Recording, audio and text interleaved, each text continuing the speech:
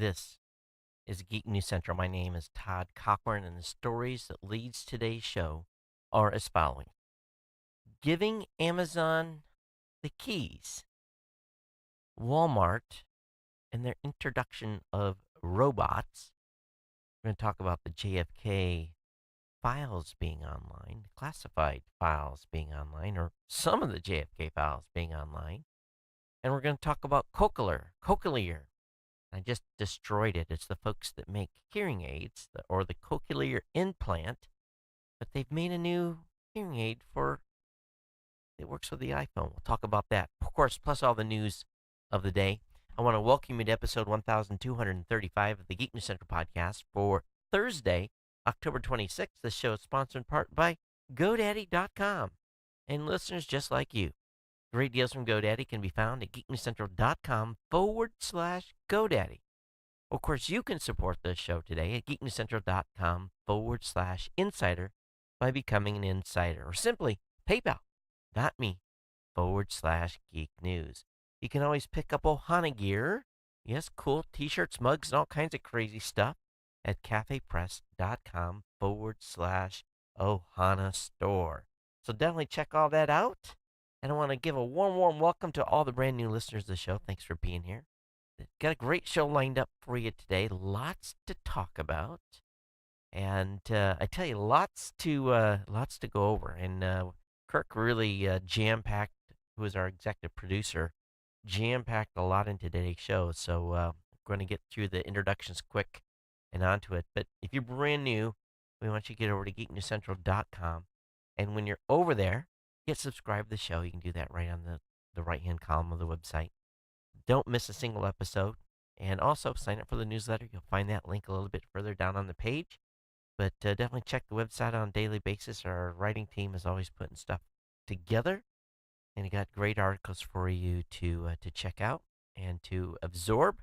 And of course, if you have comments on today's show, you can reach me, geeknews@gmail.com is the email address. Or you can follow me on Twitter @geeknews. You can join our Slack channel by sending me an email to geeknews@gmail.com and tell me you want to join our Slack channel and provide me the email address you want to be invited on. You can follow me on Google Plus or on Facebook. You can watch this show on the Roku via the Tech Podcast channel or on the Apple TV. You can listen on the Amazon Echo by telling that device to play the latest edition of the Geek News Central podcast. You can listen on Stitcher, watch review at blueberry.com, or tell Google Home to play the podcast Geek News Central. Partner shows include No Better Than Average with Jacob and Jeff, The Gadget Professor with Mr. Don Bain, the Pro Gear Site being written by my GNC team, the New Media Show, which is co-hosted myself and Rob Greenlee, and of course, Podcast Legends. And maybe we'll get one in the can here sooner or later for that one. But this show, of course, would not be possible. What I do here would not be possible. The upgrades to the studio would not be possible. Keeping the lights on would not be possible without our good friends at GoDaddy.com. And really, this is where you can help the show in a big way, is by sharing all of the codes and everything that I've got going on here with GoDaddy, so that you can save a lot of bucks or help your friends save a lot of bucks. And all you got to do, again, is go to geeknewscentral.com/GoDaddy. And when you're on that page, you're going to find all the deals, whether it be a 99cent.com, whether it be a 1-month free trial of GoDaddy website builder, your choice of personal, business, or business plus plans, or just get a WordPress site. $1 a month for the first year. It includes a free domain. Again, $1 a month for the first year with a free domain for a managed WordPress site. You want a standard hosting account? Same deal, $1 a month for the first year and a free domain. So it's the best deal in podcasting. It's the best deal on online getting started. This is the place to go, geeknewscentral.com/GoDaddy. Grab a code, click code, and get over to GoDaddy and pick up your new enterprise or launch a new enterprise. Buy it as a Christmas gift, as a Thanksgiving gift, as a as a birthday present. You can hook a family member up, or again, share my page with all your friends, family members, people that you know. Don't write it on the bathroom wall. That wouldn't be cool. But any else place that you can share my link to my GoDaddy codes, including Twitter, Facebook, and so forth, you're helping the show. So definitely thanks to all of you that do that. And of course, we want to thank our sponsor, GoDaddy.com, geeknewscentral.com/GoDaddy. So, real quick here, just kind of get you guys up to date what's going on. CES press passes are approved, so we're all credentialed up. The entire team is credentialed up. At least my entire team is credentialed up. Hotel reservations are made. Airplane tickets are made for at least one person. I need to make mine, and then we need to get um, Colton's plane tickets made. So we're all really, basically good to go for Vegas. And cars reserved, all that stuff. We've got the room, we've got the furniture, we've got the electricity, we've got the internet all ordered, and I'm excited. I think we're going to be ready to put on one heck of a show when it comes to CES the week of January 8th.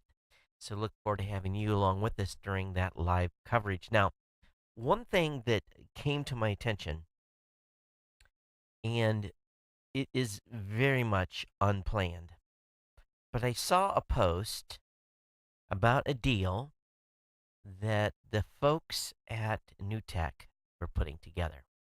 Essentially, the deal, and so what you guys know that I'm running a TriCaster here. I'm running an 860. I've had it a number of years. It is not giving me any problems. It's still in good shape, but just like any other, it's a computer and it's got cards in it and it's got, all kinds of special stuff. And it's long out of warranty. It's still supported, but NewTek said we will give you $5,000 off the purchase of a new TriCaster, and you get in a trade up deal, and you get to keep your old TriCaster. Now, in any deal that I've ever done with NewTek before, when I've upgraded, and this is how we started out. Those of you remember, I started off with a broadcast unit that I had bought used. I used it to upgrade, and I've done this 2 or 3 times to upgrade and refresh my electronics. But I've always had to turn in the old piece of gear. You do a trade in, right? Trade in, trade up, and they were always very good about their credits. Now, where this is remarkable is that the 860 is a beast. It is an amazing machine, and I think with the control surface, with the box, retail wise, I think it's like, or was about 30K total. Now I didn't pay that much because again I traded up, but I still probably have maybe $25,000 in total cost to have been on the 860 for these number of years. Well, the new TriCasters are using this thing called Advanced Edition NDI, and that box that I am buying as an upgrade is as capable as the box that I have in the rack right now. It's brand new, comes with a warranty. It's going to get me down the road another 3-4 years, and I really had not planned on upgrading the TriCaster this year, but the deal was so incredible where I get to keep the old machine, which is really cool. And the only difference is I can't. It's no longer supported. I can't. If it breaks, I'm done. If new software comes out, I can't upgrade it. It is locked in where it is today. That's it. But everything that I need for that machine and where it's at today is perfect.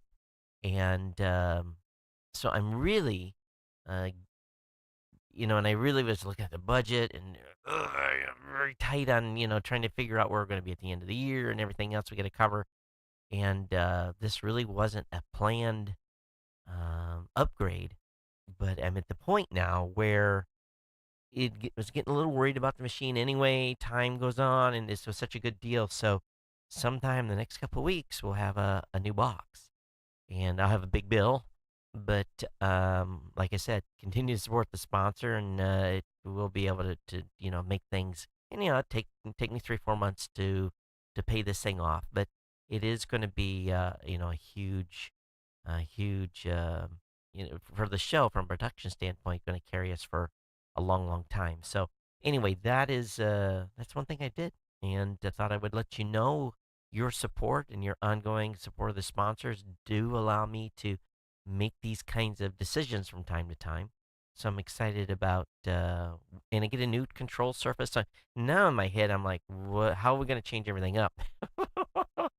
And we'll worry about that later. But I foresee an official set coming from the garage. So we'll keep it there for now. And we'll talk about it later. But anyway, that's what's going on as far as equipment upgrade here goes.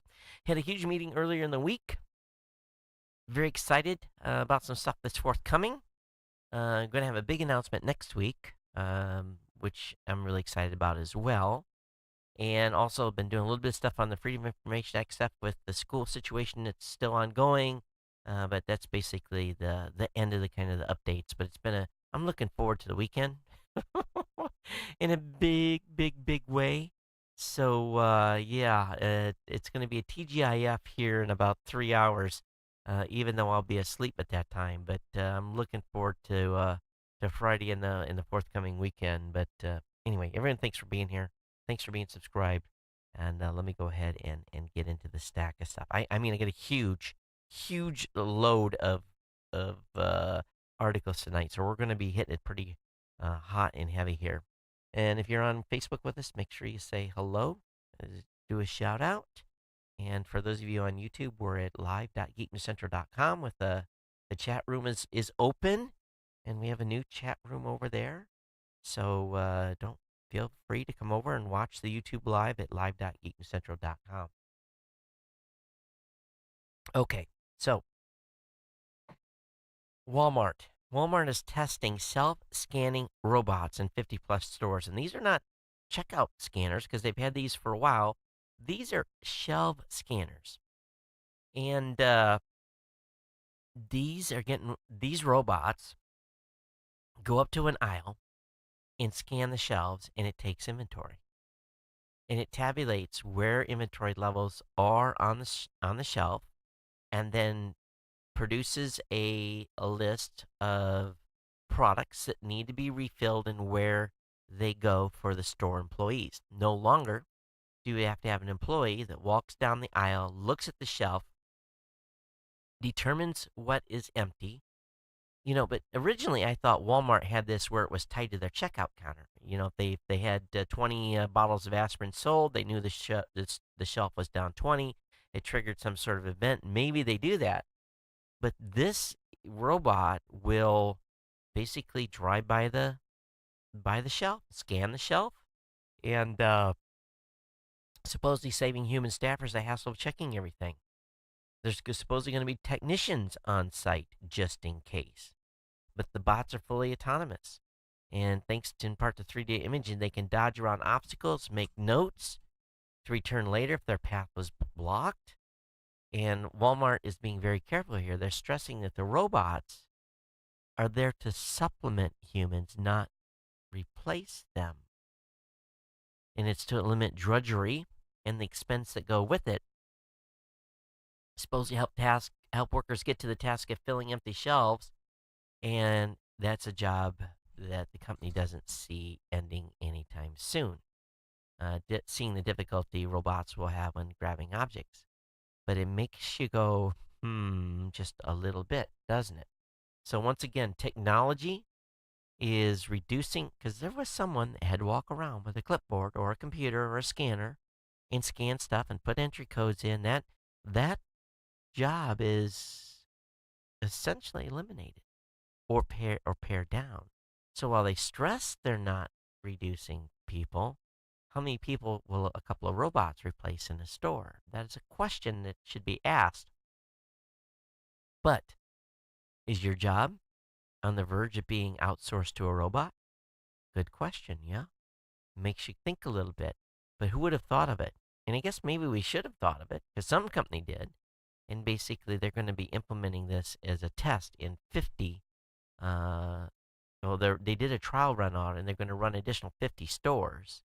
And these machines are come out of Arkansas from a company called Bossa Nova Robotics, and good for them.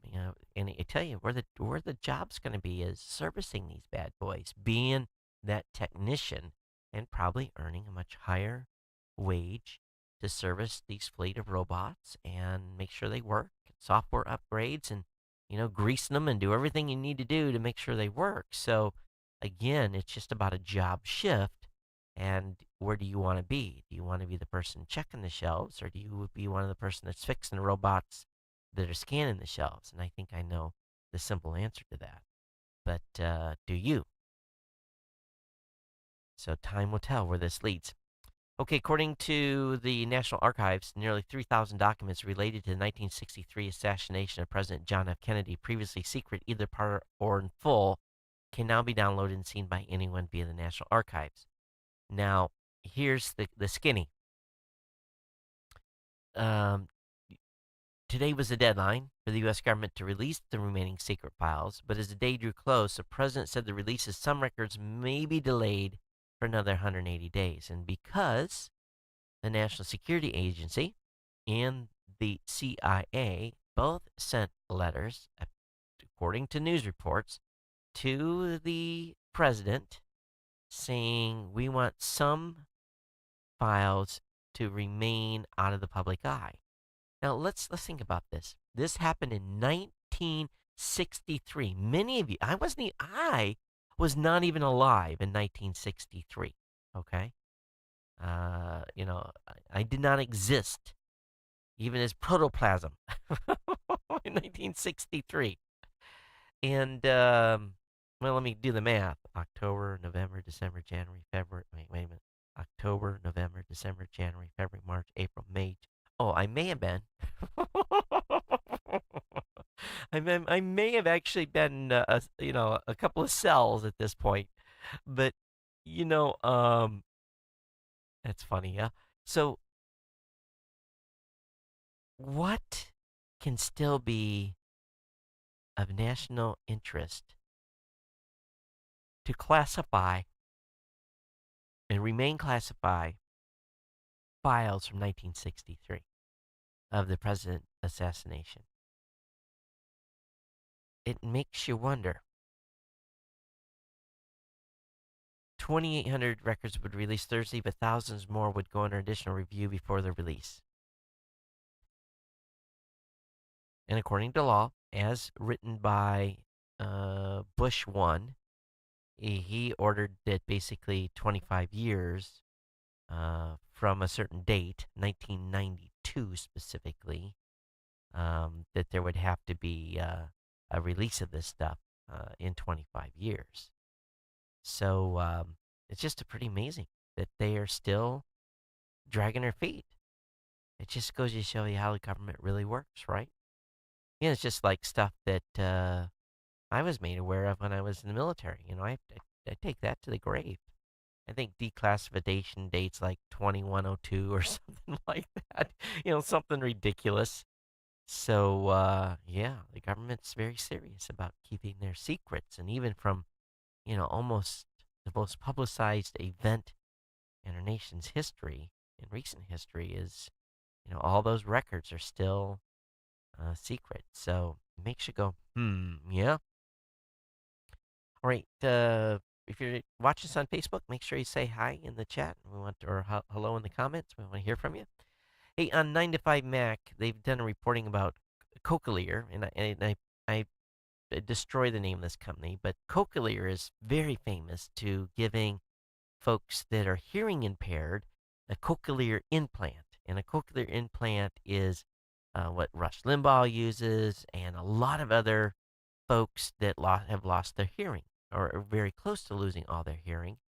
And it's amazing. There's a lot of YouTube videos about people that have gotten their hearing for the first time or got their hearing back through a cochlear implant.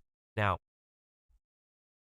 Apple and Cochlear originally announced their partnership back in July, and today the first product out of that partnership is available. As detailed from the Australian, Cochlear has released its made-for-iPhone Nucleus 7 sound processor in Australia, and it will soon come to other countries. This product is designed for users with profound hearing loss.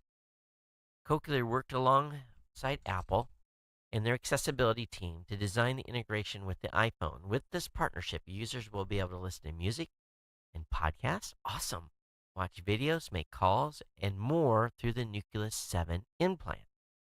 Now, the Nucleus 7 sound processor is the first made for iPhone implant sound processor and the smallest and lightest behind the ear implant sound processor available on the market. So it goes behind the ear. Oh, so it's a full on behind the ear. Awesome. Um, so this is very, very cool. And it's exciting for me because the hearing impaired folks are going to have more access to spoken word. And if you have a cochlear implant and you're listening to this show, please, for God's sake, let me know and tell me how it is. But real exciting announcement today by the folks at Apple and Cochlear on this product. I found a product today that I just saw a picture and I fell in love. And the sad part about this picture is that the price on this particular uh, device is insanely expensive. We all have desires to. Sorry, here. We all have desires here. Forgot to take my prescription pill. Sorry. um, they everyone wants to automate their homes. They want smart lights. They want smart refrigerators. We want smart toilets. We want smart dryers. Everything. But how about a smart light switch? Because I saw this, I'm like, oh my God, I can turn the lights off all the way throughout the house using my iPad or iPhone. And I was like, yes, yes, this is cool because I'm always, how many moms and dads out there, you're going around the house clicking the light switches off, right? We're all turning lights off to save energy, keep the electricity bill down. And now that I'm starting to get electricity bill again because my wife's charging her electric car here at the house, I don't have enough panels to cover the charge. Um, I'm like being this light switch Nazi again, right? And I'm thinking, this is awesome. Sign me up. And then I looked at the price. So, Noon's pricing is crazy. Installing a system is expensive. A starter kit, which comes with one room director and two extensions, sells for $399. Additional room directors cost $199 and additional extensions cost 99 bucks. So if you want to fit your home with Noon switches, that's going to add up quick. This pricing makes it insane. But luckily, the folks at The Verge provided me a link to some other smart switches that are on the market. So I was like, oh, okay. I haven't really looked at this. So Tom's guide, and let me bring this up for you to see. I'm thinking, I'm not gonna spend 200-300 bucks a room. Nobody in their right mind would spend that kind of money. Let's be honest. That's just stupid money. That's rich people type of spending money to make a room smart, right? So, and if you're rich and I'm dogging on you, I'm sorry, but they've got switches from Philips and Lutron and Leviton that range between $24.99 and $59. And they talk about the good and the bad and the size and what they work with. And I'm thinking, here we go. This is the way to do this. And I really hadn't thought too much about smart switches since I put solar on the roof because I hadn't had electricity bill, to be honest with you. I was kind of let people freewheeling here, but now that I've got electric bill again, I'm thinking, And of course, lights don't add that much, but here in my house, every room that has every room has a ceiling fan. So I'm thinking, how often do I come home in the afternoon? I've been taking the kids, I've done some meetings or whatever, and I come back and the ceiling fan in my office or in the kids' room is running, and I've cut them stupid things off. They don't need to run while we're not home, right? So, and ceiling fans use a lot of juice. So this to me is maybe my next thing to do, and little by little through the house is to do this. What have you guys done in the home automation department for your homes? I want to hear from you. What have you put in? Let me know. All right, Hopper. And Kirk told me about Hopper today in email. Hopper is a pretty cool app, and he actually used this app to find his ticket, his airline ticket from his home on the East Coast to Vegas and back. And I must admit, it was really inexpensive as compared to the pricing Colton's finding from Detroit to LA.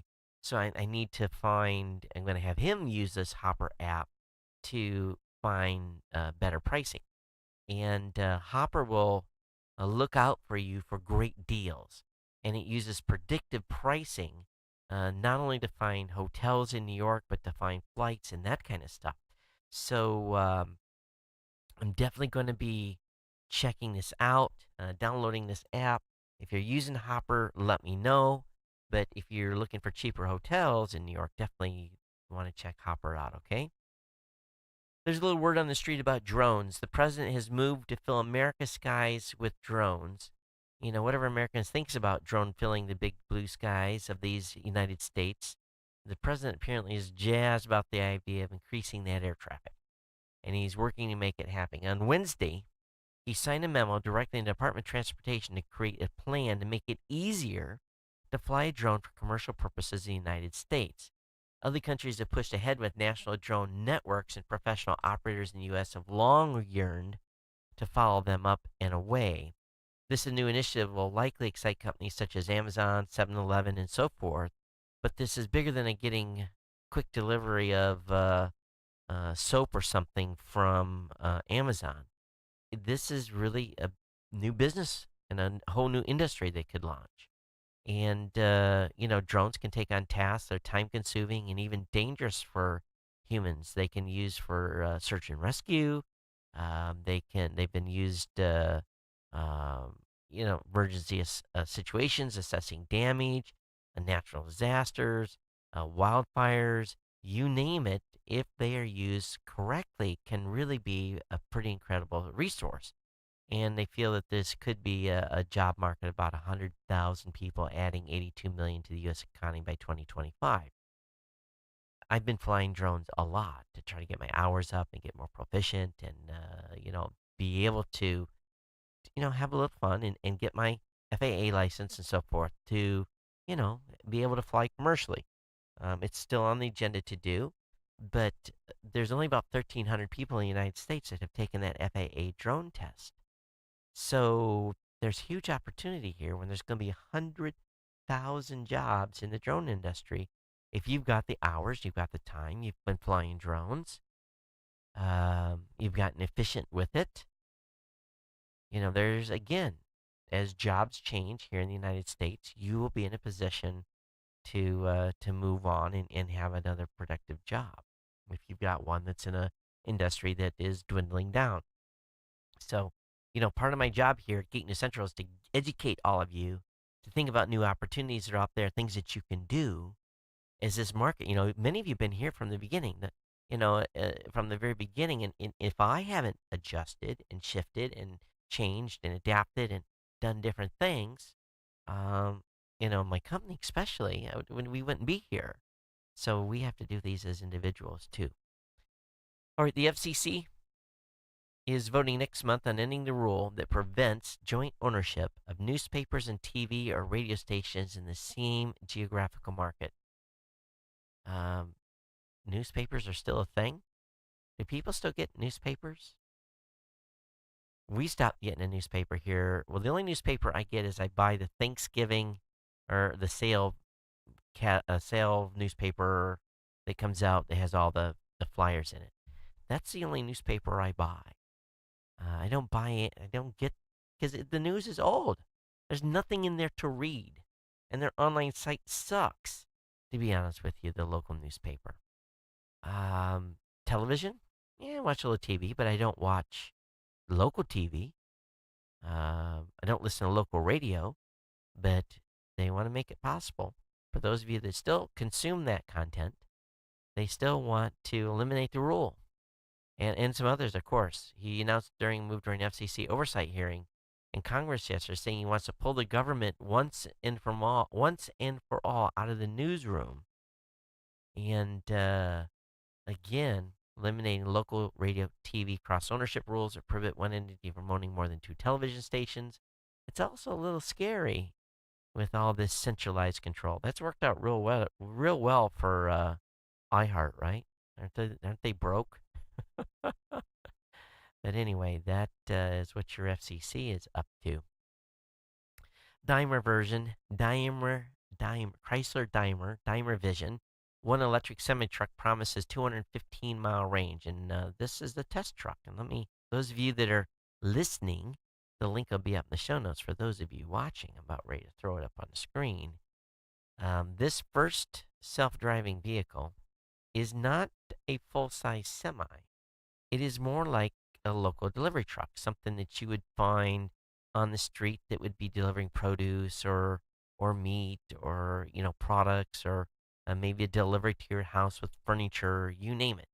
It's got a payload of 24,000 pounds, and it's with 11 metric tons, as they say.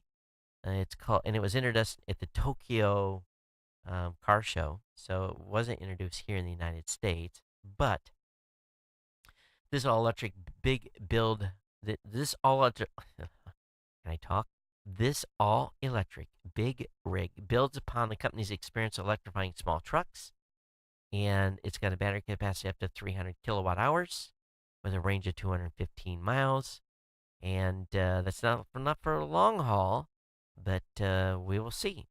And some of these electric box trucks have also been delivered. Again, this is not a self-driving vehicle. This is an electric delivery vehicle. But it won't be too long before it's self-driving. But great way to get out of the fuel business. And especially if you got a business with a big roof. Think about this, business owners. You've got this big acreage. Let's say you've got a big compound where you're bringing these trucks in, you're loading them, and they're going out and making deliveries, and they come back and they plug in. What if you've got solar on the roof to charge these things? You eliminate fuel costs. There's got to be a good business model for that, I would think. And it offset electricity costs of your plant and everything. Here in Hawaii, almost every business has of solar panels. NASA is testing a powerful engine that will take astronauts into deep space. There's spectacular from this rocket test at Stennis Space Center in Mississippi. And the video shows the test of an RS-25 engine that will power NASA's next generation rocket, the Space Launch System, SLS. The rocket, the agency's most powerful since the Saturn V that took astronauts to the moon in the 60s, is designed to bring astronauts out of low orbit to deep space destinations, including the moon and possibly Mars. Again, the SLS will have 4 RS-25 engines.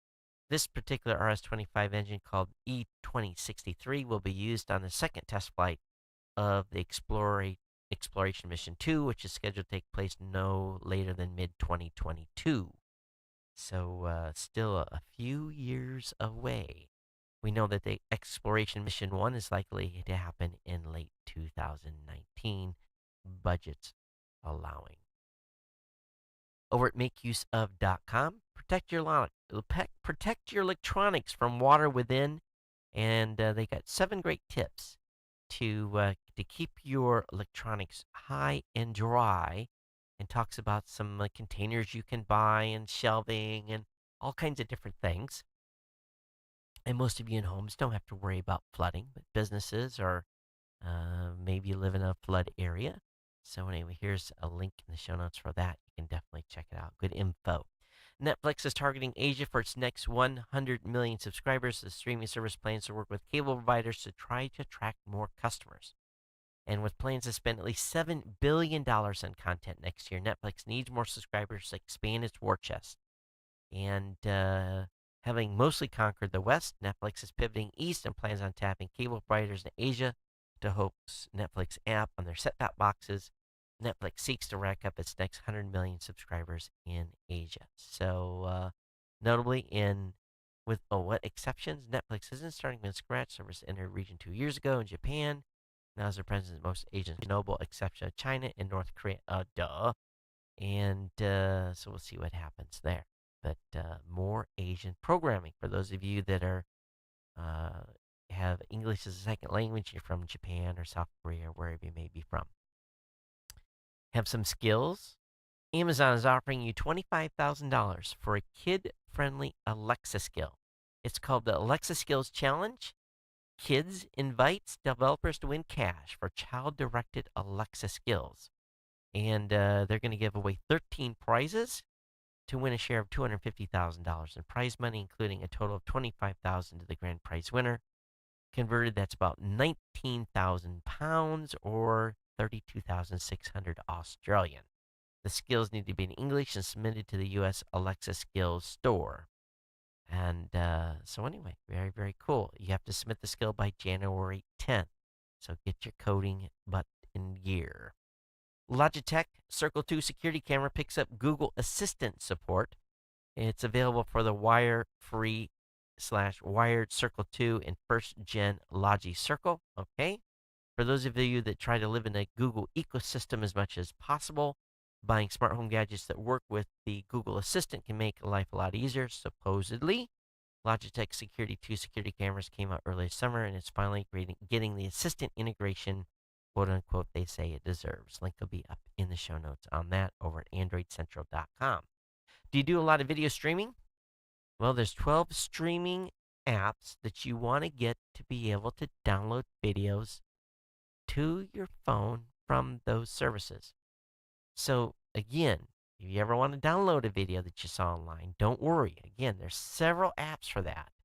But don't expect to download Netflix, Hulu, Amazon videos, or the like. What you can download is from YouTube, Vimeo, and so forth. And there's products like Facebook Down, TW Down for Twitter, Scope Down for Periscope, Downloadgram for Instagram, ComU2 for YouTube. Again, a number of apps for that. Link will be up in the show notes for you to check out. Some of them you can use on the desktop as well. If you ride Uber a lot, now you can add multiple stops to your Uber ride. So if you're heading home from a night out with friends, sharing an Uber often makes a lot of sense. And often now you just have to tell the driver verbally where you want to go and then input a new address each time someone gets out of the car. And it's pretty frustrating for both you and the driver. But today, you can add up to 3 stops within the Uber app for a single trip. So that's pretty cool. At CES, this works out really well because we get in a car and there's someone else that wants to go in the same area, and one of the other usually has to pay for it. So now, again, you can do those multiple stops, which is awesome if you decide to use Uber and not Lyft. Did you know that the iOS app, and especially iOS 11, shares your camera with a lot of different apps? You know, it's not always a good idea because once an app has permission to access the camera, it can send pictures or turn itself on without really you even knowing it. So you don't have to put tape over your camera.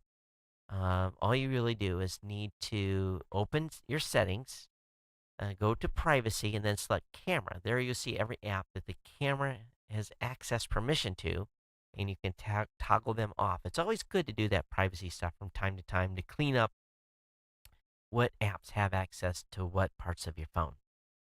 Reddit has banned communities accused of inciting violence, and they're embarking on a new mission to rid itself of their nastiest communities.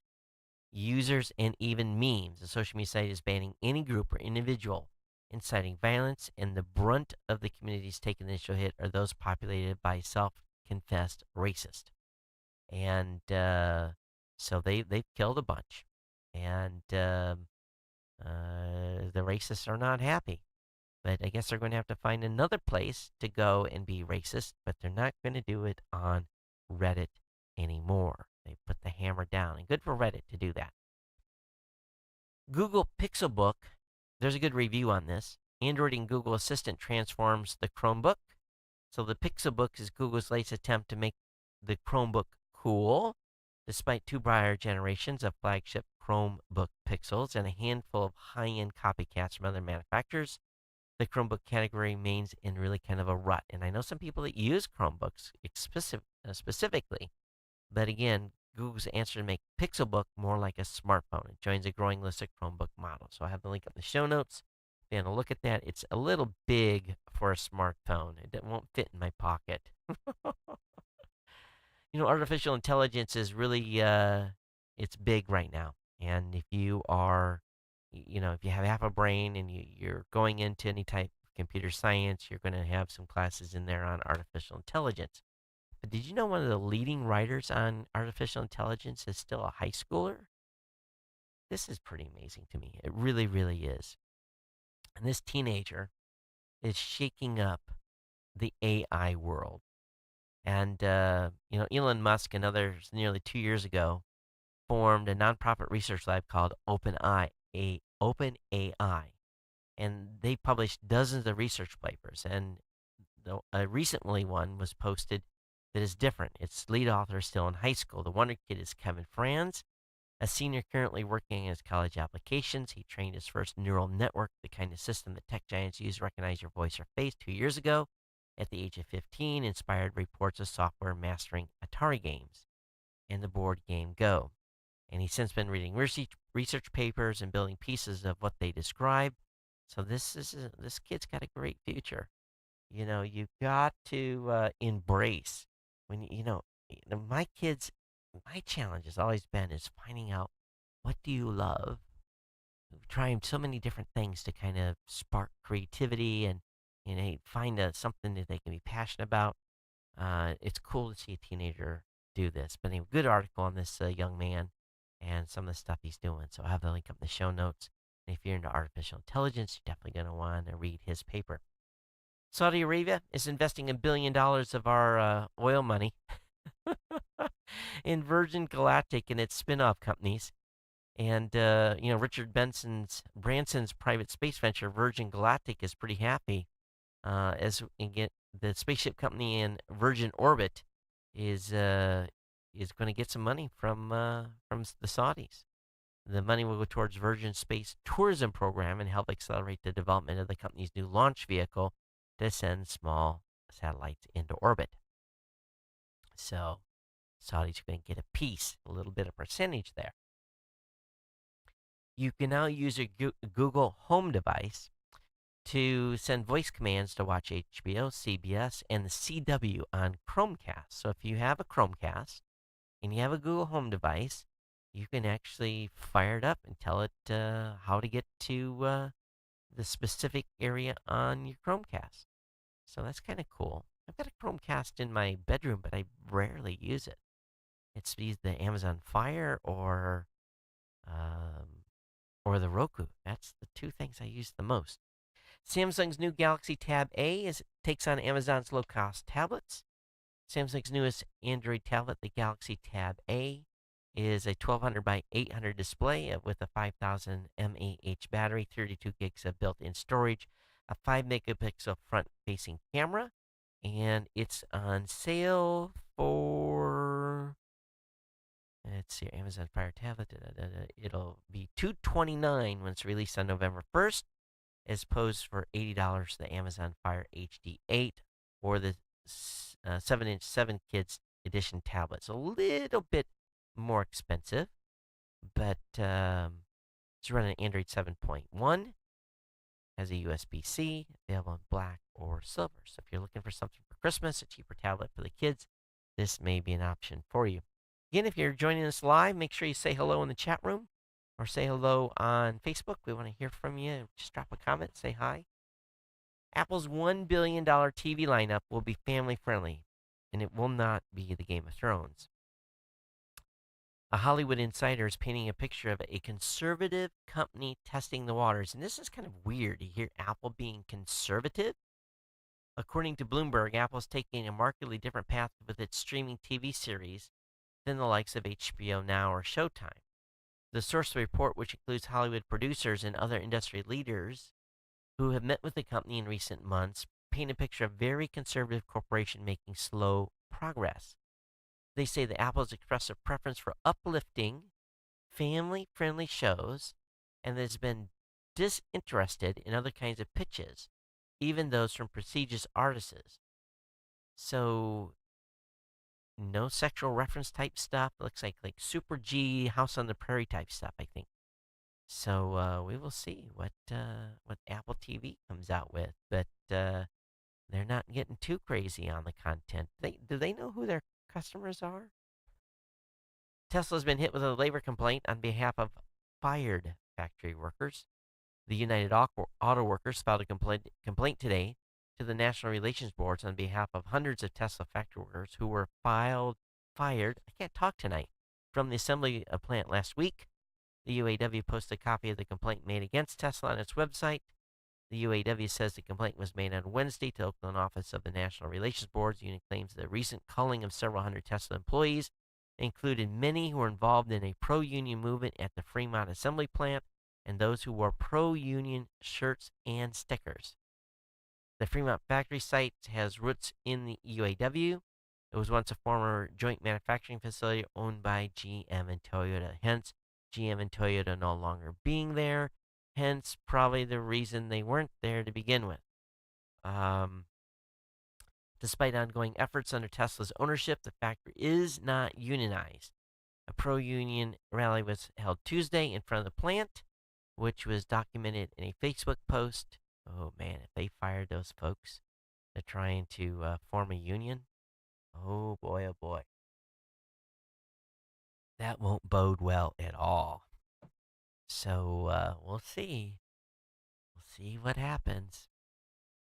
Are you in an area that has a Zipcar? Zipcar is offering unlimited access to its cars during the work week for a monthly fee. Zipcar announced this program for urban dwellers who are willing to pay a monthly subscription for unlimited access to its vehicles. It's a sign that Avis Budget Group, owned company in the face of new competition from legacy automakers, has aspiration becomes the Netflix for cars.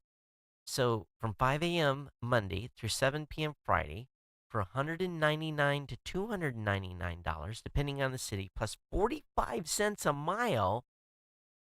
That cost includes gas, insurance, and maintenance, okay, and cleaning, as well as a dedicated parking spot. Um, you know, that's $299. My good friends that don't have vehicles.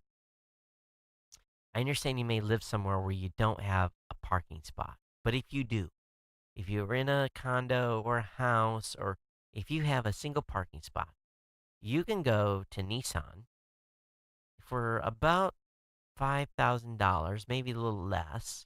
You can get a 3-year lease on a Nissan Leaf and pay about, if you get the low mileage one, about $175 to $180 a month.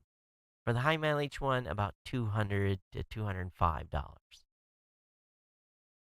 Why would you spend $3,600 a year for a vehicle you still have to pay 45 cents a mile? Doesn't make any sense whatsoever. Seems high to me.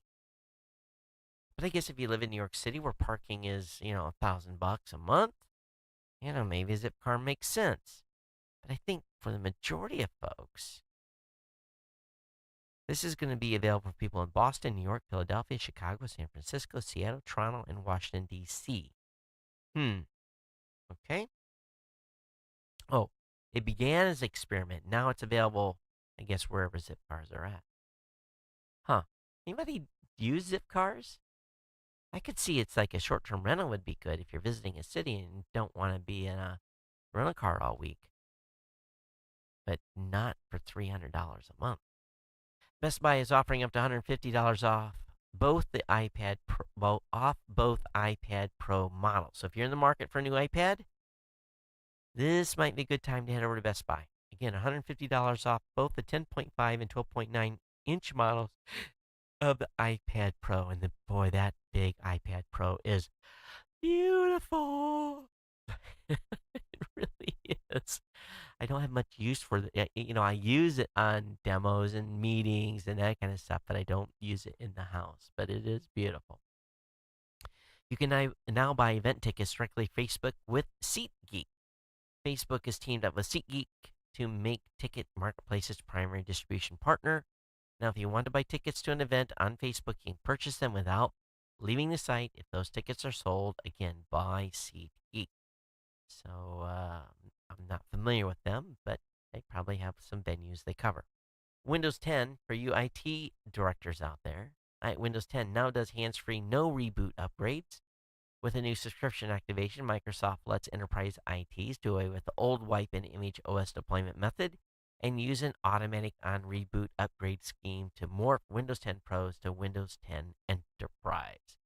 And the subscription, I'm sure, is very pricey and will have to be negotiated by your employer. Twitter shows signs of life with renewed user growth. Monthly active users grew 4% year over year to 330 million. Quarterly sales of 589.6 million top analyst estimates. Twitter beat estimates and added more monthly users, indicating signs of life.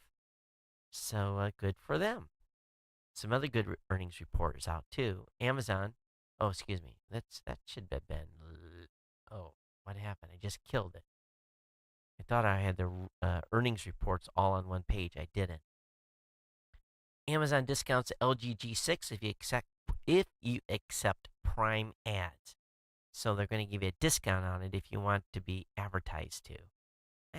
Why do you want a phone that's going to advertise to you? It sounds like a big pain.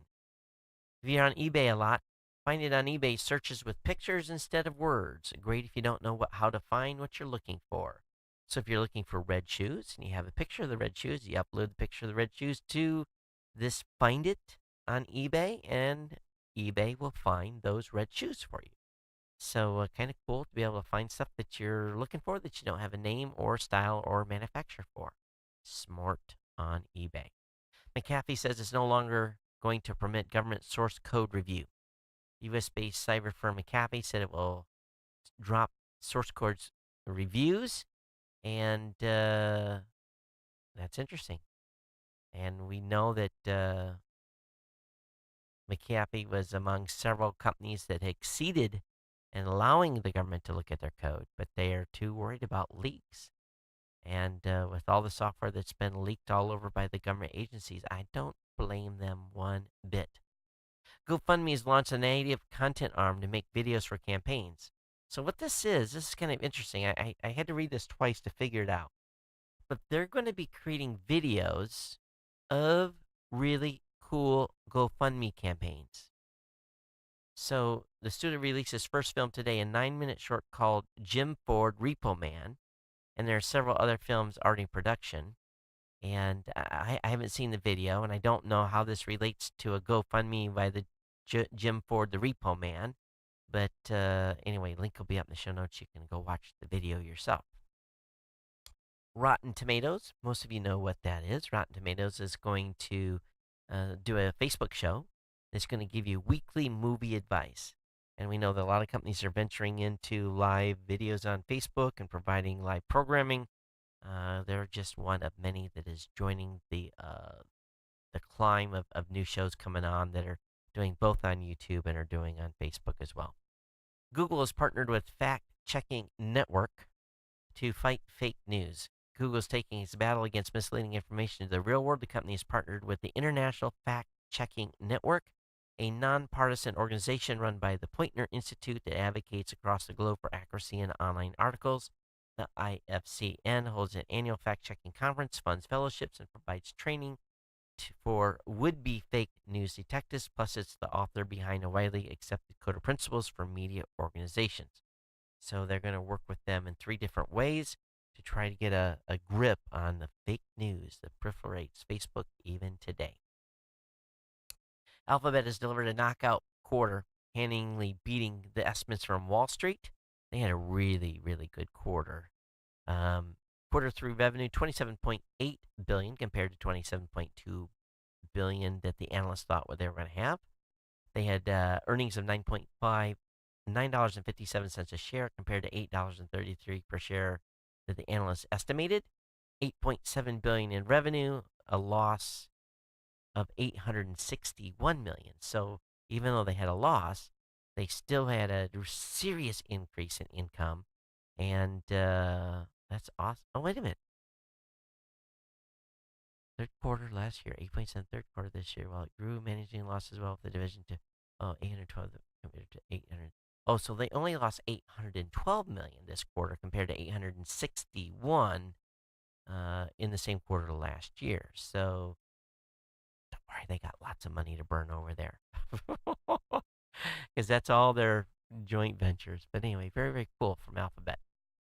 Intel has also beat analyst expectations, and the company had what was their revenue here? Revenue clocked in at 16.15 billion against 15.73 billion the analysts expected. Intel reported net income of 4.52 billion, up 30%, 34% from last year. And as a disclosure, I do own Intel stock. So that's awesome. Good job, guys. That helps the old dividend a lot. Amazon Web Services crosses the $1 billion in operating profit as revenue jumps 42% to 4.6 billion.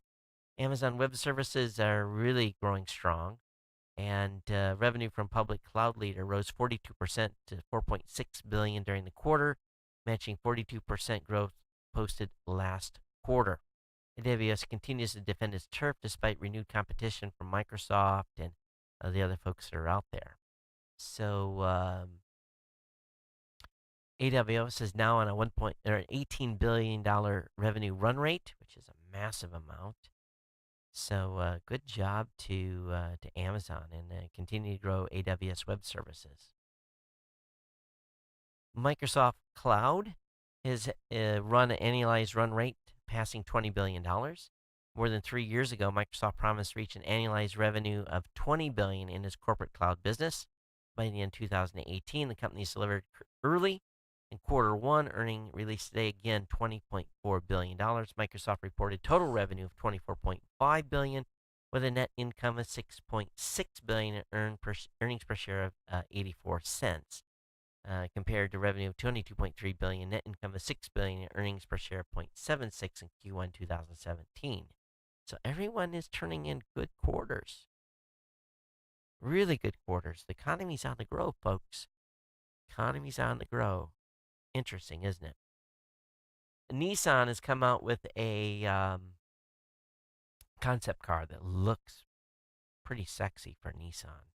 Nissan is really, they have very few cars that really turn my eye, but this concept vehicle looks pretty slick. Of course, it's just a concept vehicle. And then get the Tokyo Motor Show. They unveiled the IMX, its newest electric and autonomous concept, and wow, it's pretty sexy. But again, this is a self-driving electric vehicle, and all the details are on the article over at Wired.com, which will be obviously in the show notes for you. Verizon's created a new $10 monthly charge to remove video throttling. This for Verizon wireless customers, you'll regain the ability to stream mobile video at the highest resolution, but it's going to cost extra. On November 3rd, you can pay an extra $10 a month to remove the cap on video resolution. Wow, I didn't know they did that.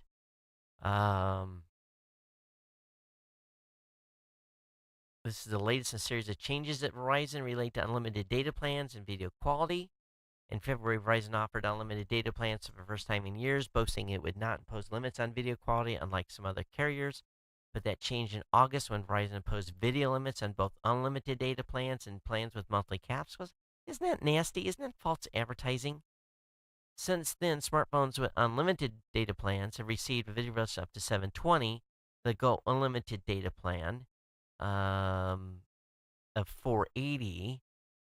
So it looks like folks only got up to 720p. So I guess you're going to be able to pay $10 extra, then you can get better than 720p. They're just looking to milk more money out of us. It's just ridiculous. British Telecom is slashing the price of line rental for landline-only customers. And it appears there are roughly 1.5 million landline-only customers throughout the United Kingdom, two-thirds of which get their service from BT. They're reducing the price from £12 per month to £7 per month. So it's a savings of £84 a year. Wait a minute, that's just 80. We'll start paying just £12 per month for line rental. That's 7 month price. They cut it to 12, and they did a £7 cut. Okay, so the new price is 12, and they cut it by £7.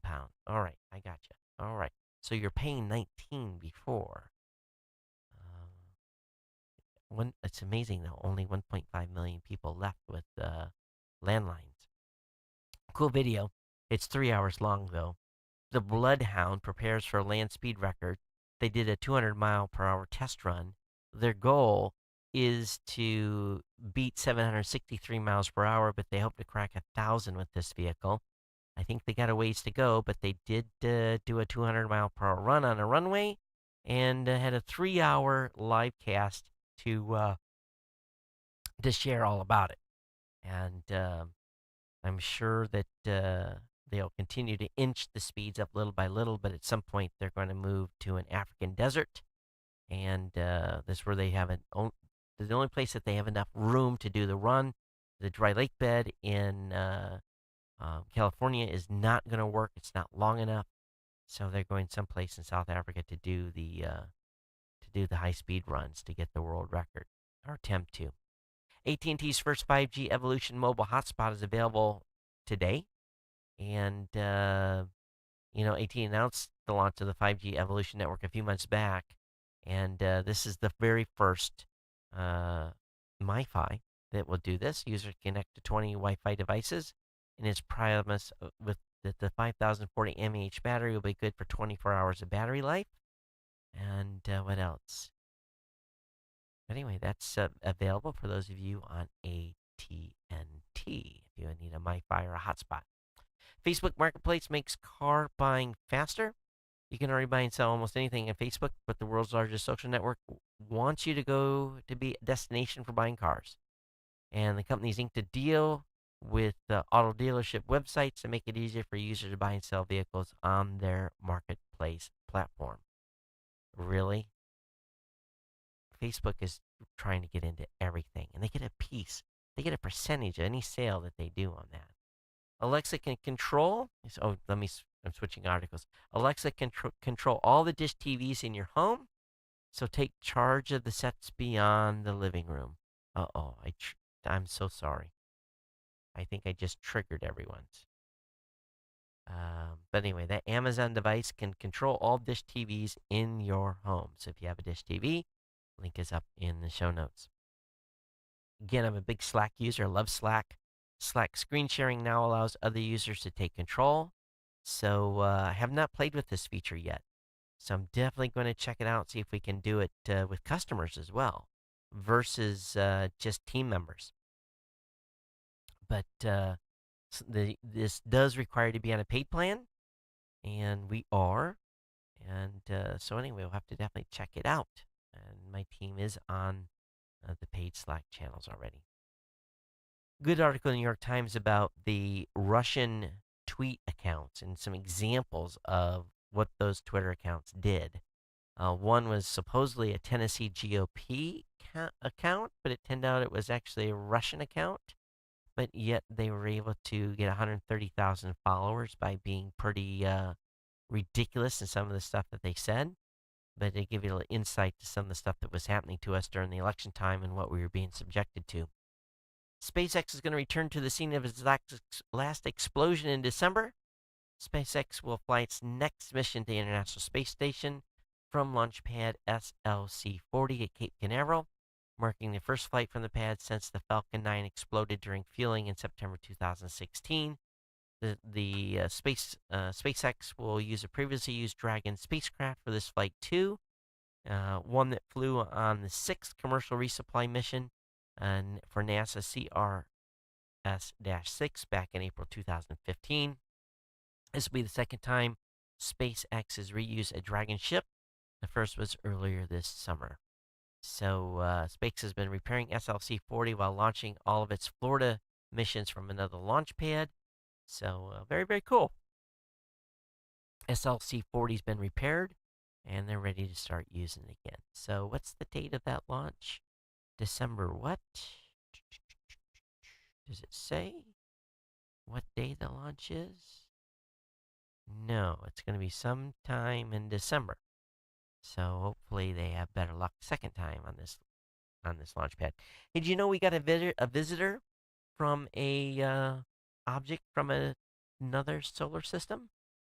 Well, an interstellar object has been spotted in our solar system, and this bad boy was flat out moving, and it was coming in at, get this, like 57,000 miles per hour. And astronomers reconstructed what's called the A2017 UN path through our solar system, using their knowledge on the object's orbit, thought to be less than 1,300 feet wide. A2017 approached from the direction of the constellation Lyra, again screaming through space at nearly 57,000 miles per hour. It came in nearly perpendicular to the ecliptic, the plane in which the 8 major planets orbit. The object crossed that plane on September 2nd, inside the orbit of Mercury, then made its closest pass the Sun a week later. UN made its closest approach to Earth on October 14th, coming within 15 million miles, about 60 times the Earth-Moon distance. The object is now, it got a kick in the butt. The object is now above the ecliptic and rocketing towards the outer solar system at about 97,200 miles per hour. So it got a boost. The sun gave it a big kick in the pants. So this is pretty awesome. And this is the first time scientists have detected an object, an interstellar object coming into our solar system. This is a pretty big deal. Scientists said we've been waiting for this day for decades. Paul Chadas, manager of the Center for Near-Earth Object Studies at the NASA Jet Propulsion Laboratory in Pasadena.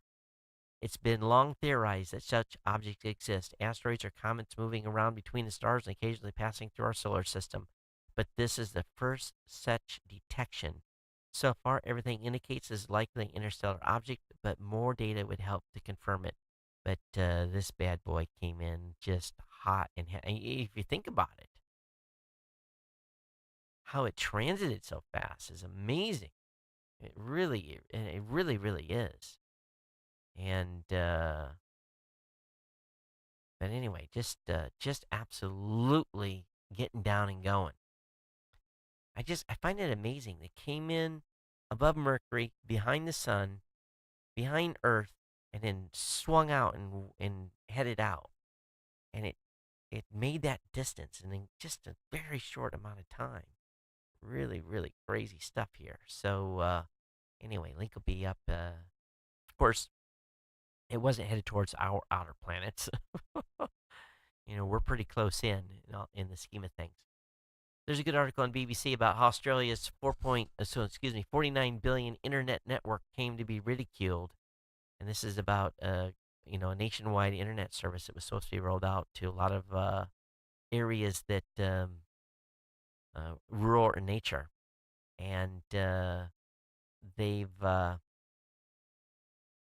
actually just blown the budget out, and it's not delivering the speeds it's supposed to, and lots of nasty talking about in Australia. So if you're down there, I'd love to hear about this $49 billion internet network that's been being run around the country. Over in CNET, they say you can get a GoPro Hero action camera for $63. Huh? You have to wait a few weeks to get it. Okay, now check this out. So here it is. TomTop has an original GoPro Hero camera for $63.08, shipped when you apply promo code GPCM6 at checkout. Again, this is the original. This is not a refurb. It's not a stripped down OEM. It's an actual hero. Now, it's a couple years old with a relative limited feature set. And because this sale won't ship until November 5th, meaning you're not likely to receive it until late November. It's coming from China with estimated delivery in 7 to 15 business days. Is it a smart? Back in 2014, $130 GoPro was big news. Today, with so many clones selling for $100, this is not so incredible. There are other options like DV Power, $100, 4K camera, has a 2-inch screen, Wi-Fi remote, 2 batteries. Again, cameras. Of course, your phone, pretty good camera too. But link up show notes if you want to pick up one of these. Might be a cool thing for a starter camera for your kids. Again, it's a GoPro Hero and one of the early models. But again, $63 with that promo code. Definitely check it out. Amazon discounts Fire devices once again for a limited time. And the Fire Tablet Halloween promotion runs from 10/22 to 10/28. $20 off Fire Kids Edition, $30 off Fire HD8, $50 off Fire Kids Edition 2-pack, and $80 off Fire HD8. Link will be up in the show notes. All right, I just seem like I've been going forever today, right? I'm already a little over on time. Let me see where we're at with show notes, emails. I think this is it. No emails came in. geeknews@gmail.com. Paul, hey, how you doing? You're up late there in Austin. But we're going to kick you out of here. And we'll be on Saturday with the new media show. Starts at 9 a.m. Pacific. So we get started early here in Hawaii. So if you want to hang out for that, you can do that. But otherwise, drop me an email, geeknews@gmail.com. Thank you for your ongoing support. It's greatly appreciated that you can support our sponsors and becoming an insider. That is definitely appreciated as well. That helps us keep the lights on and do these big upgrades like I announced at the beginning of the show.